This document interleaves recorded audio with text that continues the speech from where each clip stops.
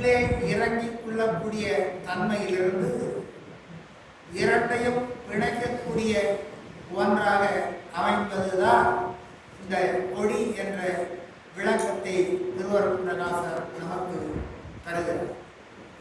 அந்த கொடி மேலிருந்து ஏற்கப்பட்டுவிட்டால் மீண்டும் கீழே இறங்கக்கூடாது என்பதுதான் கொடியின் அடையாளம் என்ற தன்மையினால்தான் கொடி உபதேசம் என்ற பேருபதேசம் என்ற தலைப்பின் கீழ் வள்ளற்பெருமான் எழுதியிருக்கிறார்கள்.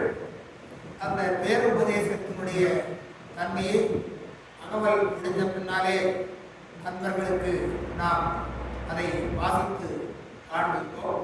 அந்த பேருபதேசம் உலகத்திற்கே மனித இனத்திற்கே வழங்கக்கூடிய வழங்கிய அந்த உபதேசமாகும்.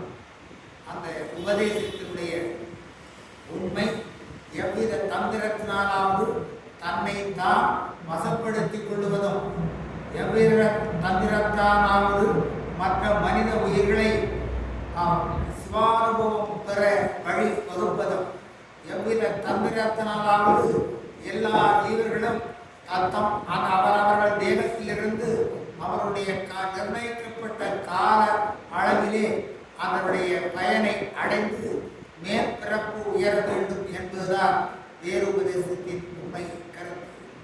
என்று இன்றைய நாள் ஐப்பசி 7ஆம் நாள் 24/10/2025 அன்று கொடி நாளாக வடலூர் மேற்குப்பத்திலே விழா நடைபெற்றுக் தொடங்கியிருக்கின்றது.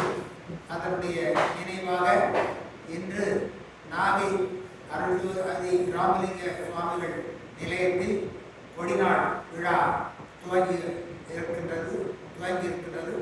அனைவருக்கும் வணக்கத்தையும் வாழ்த்துக்களையும் தெரிவித்து வருக என வரவேற்று வள்ளல் வழி நின்று வாழ்வோம் எனும் உண்மையை விளங்கி திரு அகவலை தொடங்குகின்றோம். அருட்பெரும் ஜோதி அருட்பெரும் ஜோதி அருட்பெரும்